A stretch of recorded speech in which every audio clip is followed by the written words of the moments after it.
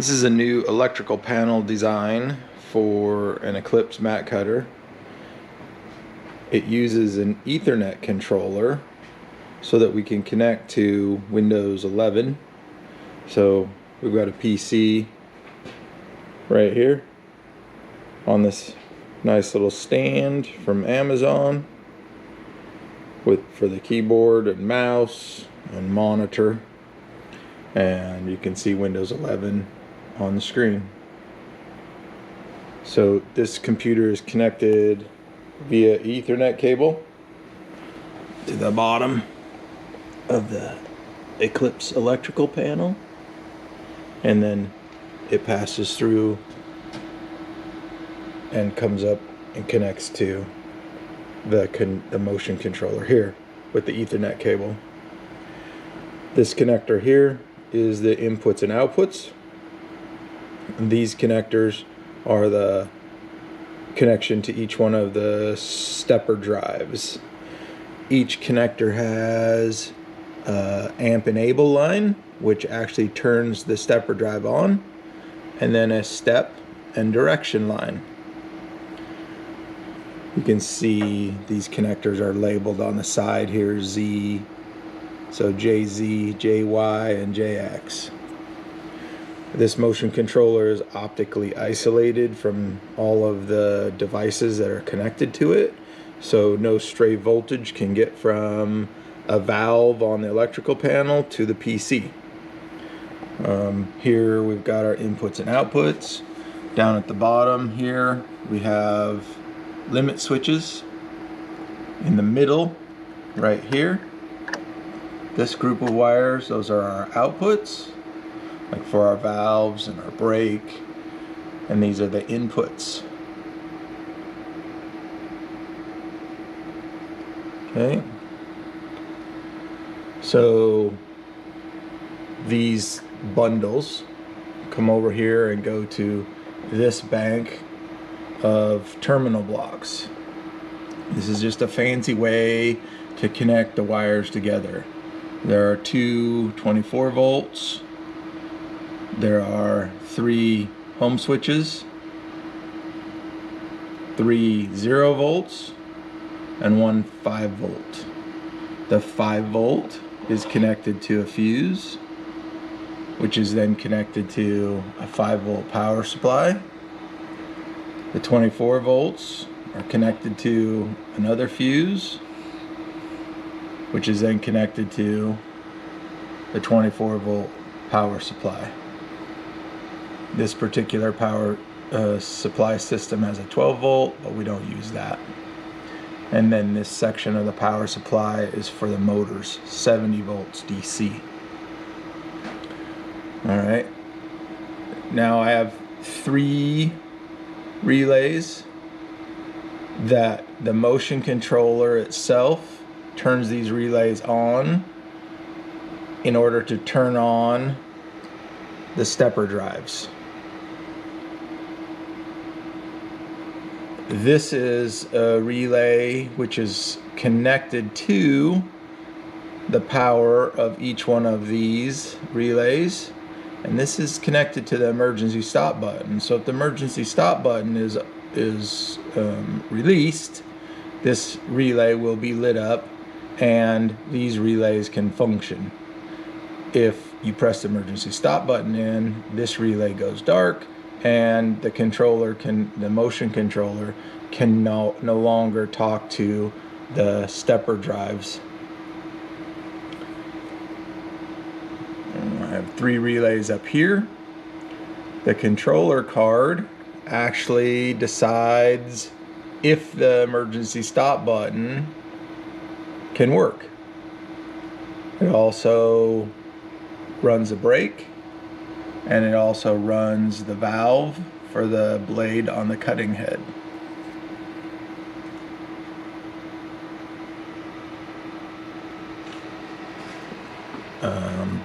Each stepper drive has a heat sink, and there are a pair of cooling fans for cooling the stepper drives.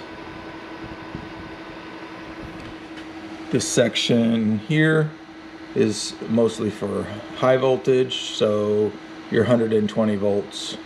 120 volts comes in the power cord here and goes up to a circuit breaker. Circuit breaker is right here. It goes out of the circuit breaker and through these terminal blocks and to the power switch. And then when you switch it on, the power is able to come back through here and go back down to there where our power supply connects. Now this power supply is a universal power supply, so it can be wired with these 4 wires to either be 115 volts or 230 volts. There's a little distribution block right here for the fans to plug into, and a ground terminal block for the motion controller to connect to.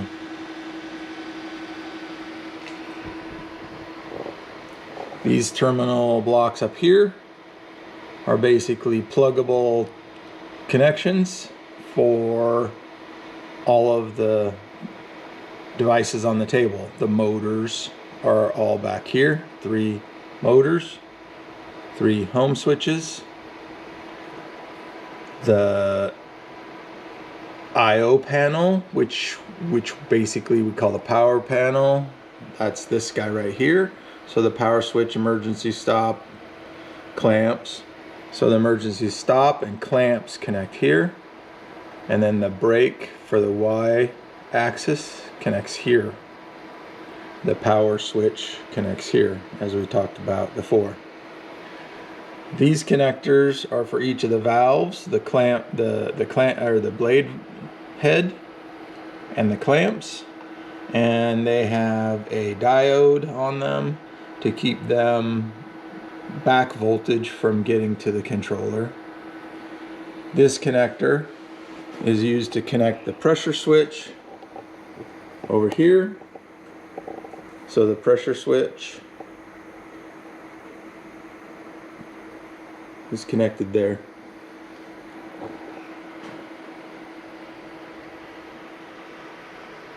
It's pretty simple and it's expandable.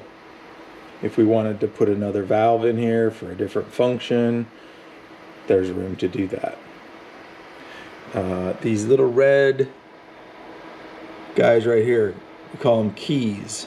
So there are corresponding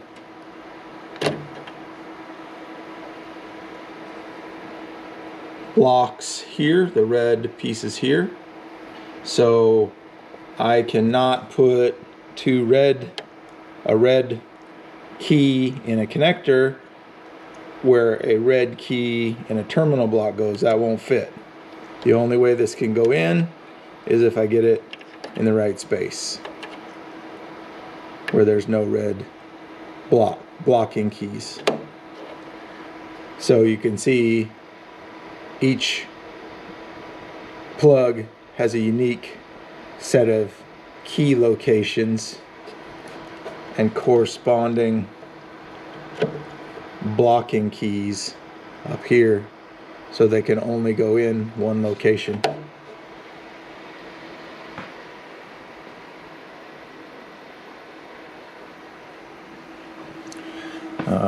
Additionally, I'm going to turn the light on here. Way back in here, there's a blue, let's see if I can do this with 2 hands. There's a blue jumper that connects all the 0 volts to the middle level on the home switches, so they're all connected together. And then clear back in the back there, there's a red jumper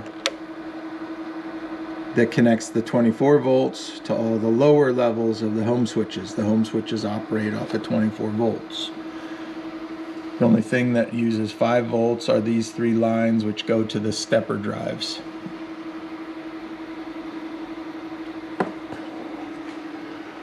I turn this off for a minute.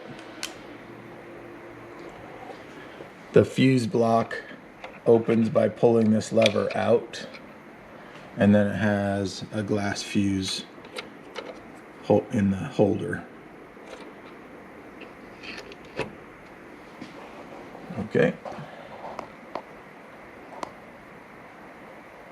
Turn that off. Turn the power switch back on. Okay. I've got all the devices that are on the cutting table wired in. Foot switch, X motor and home switch, Y motor, home switch and brake, Z motor, home switch, the cutting head air cylinder, and the clamping air cylinders. On the back of the machine, you've got your two valves, your cutting head valve and your clamp valve, and I've just got them temporarily wired in. This is all temporary for testing.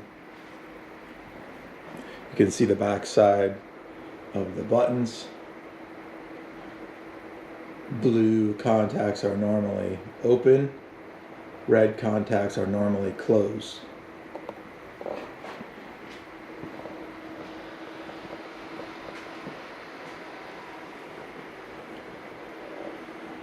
So on our computer, if we look right here, this says we have a Wi-Fi network and we have an unidentified network. The unidentified network is the connection to the motion controller.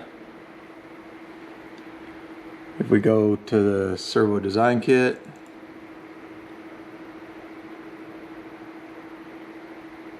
down here, once we open it, we can see it's connected to the motion controller.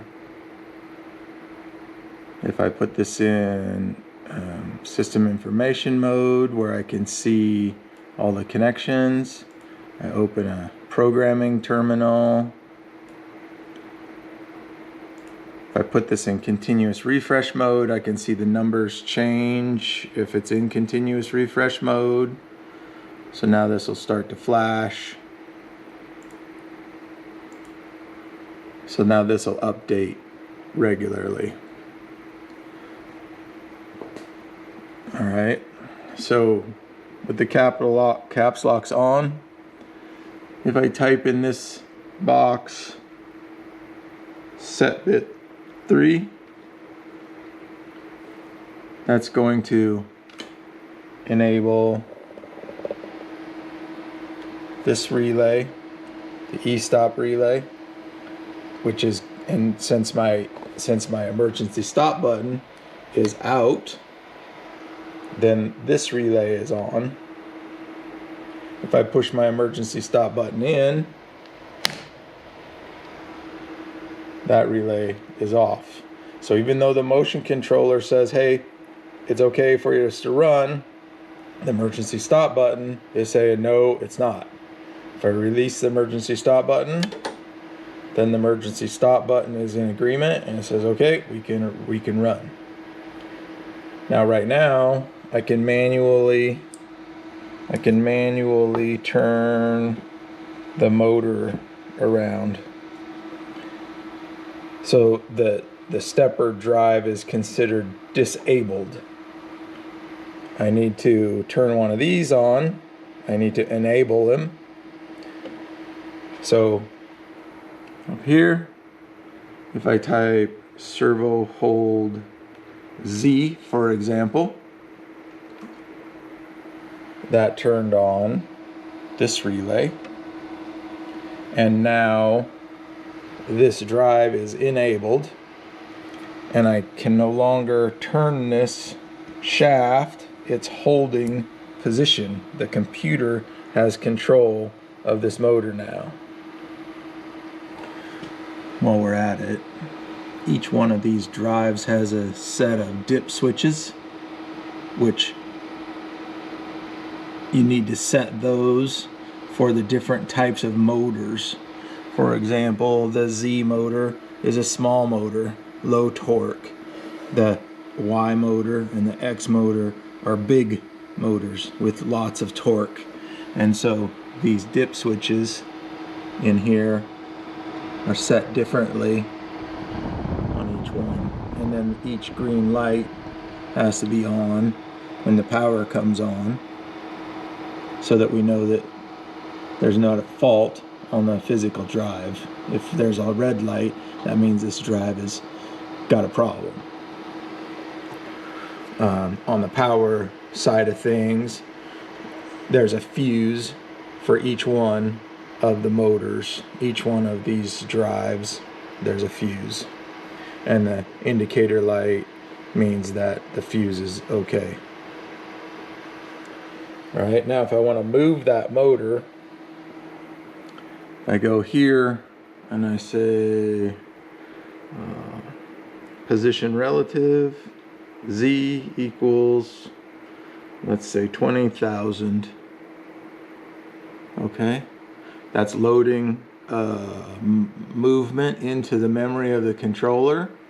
And then if I say BGZ and I press return or enter, it will run the motor. So I'll put it on the camera on the motor first.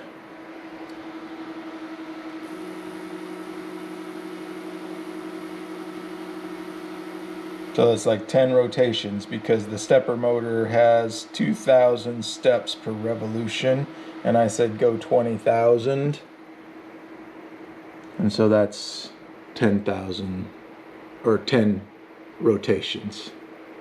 If I want it to go back, I can say position absolute, Z equals 0. And that just loaded it into memory, and I hit BGZ again, and I press enter, and it goes backwards. Okay. If I want this air cylinder to extend for the blade head, then I need to say set bit 2. And when I press enter, that air cylinder will go out. Clear bit 2 to turn it off.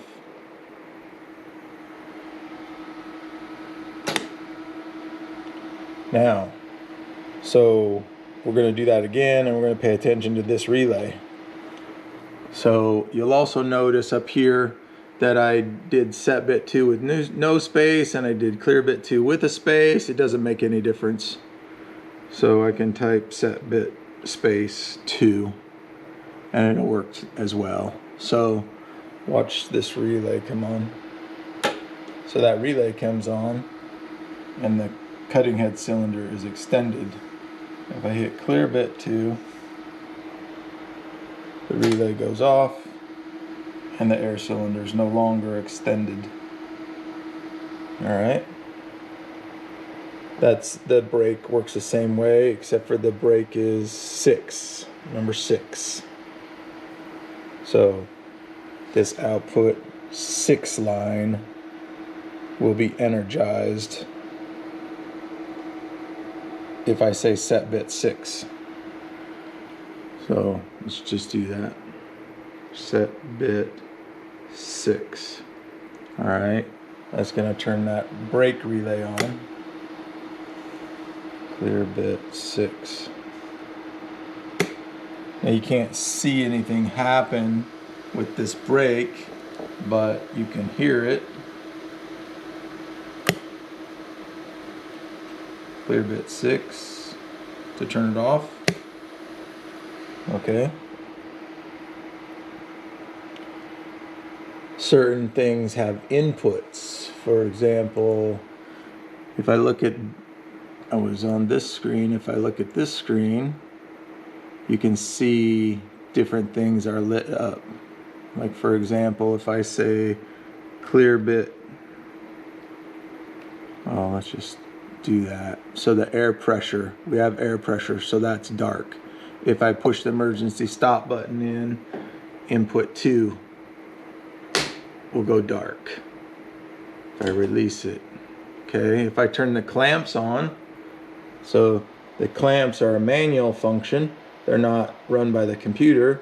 If I turn this on,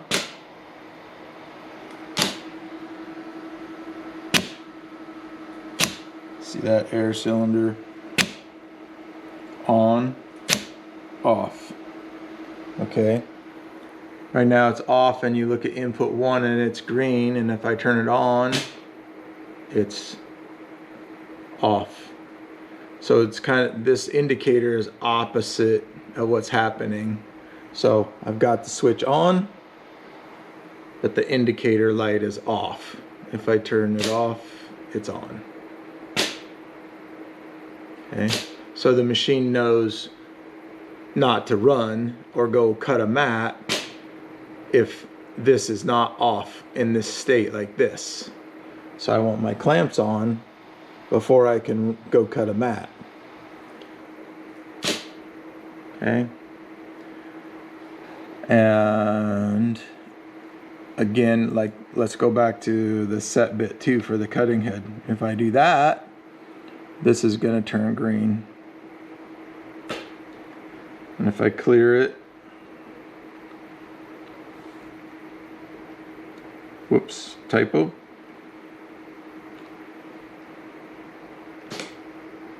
Okay. So this is a very informative program for testing purposes. Okay. Up here, I said to hold the Z motor. So I need to do motor off to get rid of it. Okay.